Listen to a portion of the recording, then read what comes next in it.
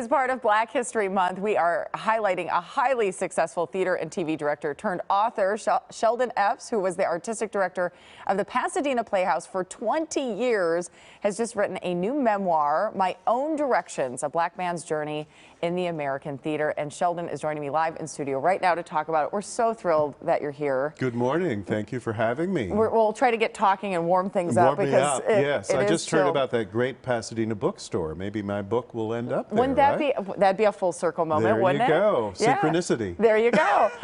You've had ties to the Pasadena Playhouse, did I read, since you were 8 years old? I saw my first professional production at Pasadena Playhouse. When I was 8 years old, I saw the great, great Ethel Waters in Member of the Wedding.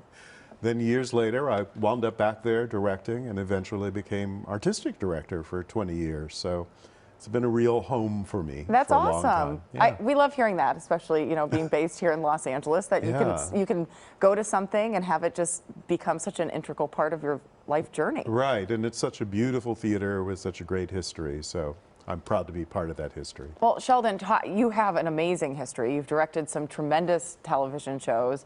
Can you take us through, I'm sure a lot of this gets talked about in the book, take us through some of the biggest hits. We're talking Friends, Frasier. Yes, Friends, Frasier, The George Lopez Show, Everybody Loves Raymond, and then work on Broadway, off-Broadway, London, all over the country and all over the world, fortunately. So yeah, been really blessed and had a great career, not without obstacles and challenges as a black man, but a wonderful, wonderful career and a lot to celebrate. Well, I read an interview about you where you said that you've kind of had a chip on your shoulder a little bit, and I resonated with this, where if somebody tells you you can't do this, you're going to prove to them that you can, right? Yeah, I don't know whether we call it confidence or arrogance. Maybe a mixture of both. Or maybe both, but yeah, I've always taken the challenges, and artists in America are often put in the black box, I say, if you're a black American, and told you can do this, you can't do this,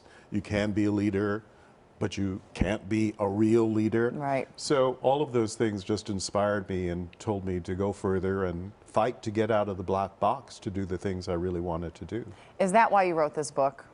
It is. It is. I wanted people with the same challenges and obstacles not to feel so alone, and to know that it's possible to overcome those kind of restrictions and challenges and dream big. You know, we're celebrating Black History Month, and the King, Dr. King, who said, I have a dream. Have your dream. Have a dream and know you can make it come true. Are you surprised with how long your career has now been, that we're in 2023 and we're still having some of these same issues, that you as a black man are still having to talk about the issues in the industry? I am surprised and a little bit frustrated by that. It's in the book that some conversations I suddenly had a couple of years ago as part of the Black Lives Matter movement were the same conversations that I've been having for 20, 30 years. So that was frustrating. But I have to say that as of recently, there's been some real change, real advances, and we have to celebrate that. So what are we celebrating with that? What are some of the changes you've seen? Well, at a time, I was one of the only black Americans who led a major theater in the country. Now there are many, many theaters all over the country, all over the world, led by people of color. Many more faces of color on screens and behind the scenes as directors, writers, producers. We do need more people of color in positions of power, you know, the network positions, the studio positions. The ability to say, I'm going to give this a green light, move this forward, and employ more people of color.